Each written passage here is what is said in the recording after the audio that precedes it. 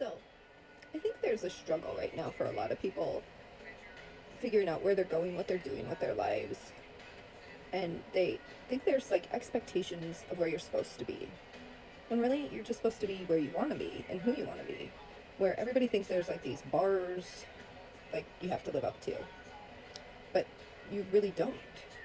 Like everybody's like, I thought I'd be so much further along, or, I should have had this by now, but it's really not that way.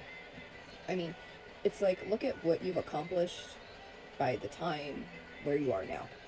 And whatever's coming your way, how did you overcome it? And be proud of how you've overcome it. And all of us have things in our lives that we've had to accomplish. And we don't always share how we got to where we are, or what was put in our way, or some people look at them as disappointments or roadblocks or whatever they were. And they're not necessarily that either. And you should always be thankful and grateful, because that's what helped make you who you are and get you to your next level. And some people are regretful and shameful, and you should never be any of that about the layers of you and who you are. It's like an onion is how I look at it. And I see us all as being these disasters. We're all beautiful disasters. We get to paint our lives disasters, as I call them, however we want to make them. And we each decide to paint them completely different, because there are disasters and how we see them. And each is so unique because we're each unique. And that's how it should be. And some of the things I take and put in mind to help create mine beautifully is different than how yours is. Because we all take different routes and decide to do things differently. And we should be able to, because not what I chose to use would necessarily work in yours. But we can always listen and see, maybe it'll help us next time on the next route or, route or whatever we're going to do.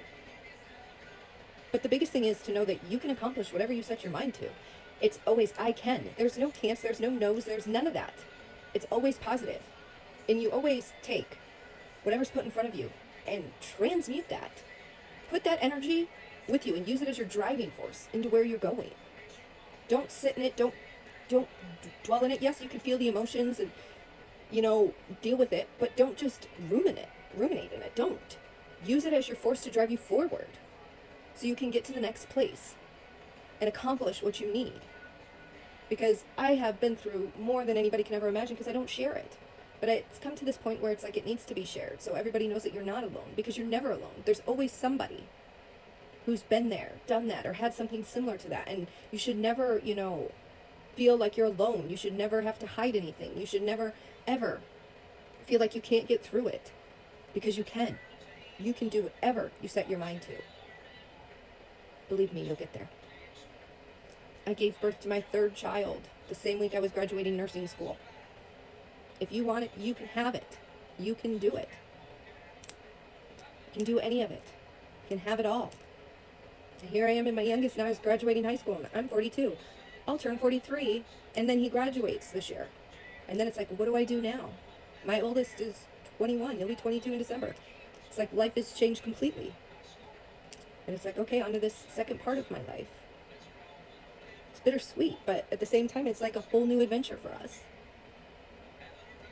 But in between, there's been so many different things that we've had to, change and overcome. And it's an adventure. It's our story. It's our book. But it's the same for everybody. So never give up your hope. You're never alone. And I'm here to help you and show you and share my stories to be able to help you know that you can accomplish whatever you put your mind to. We'll get there.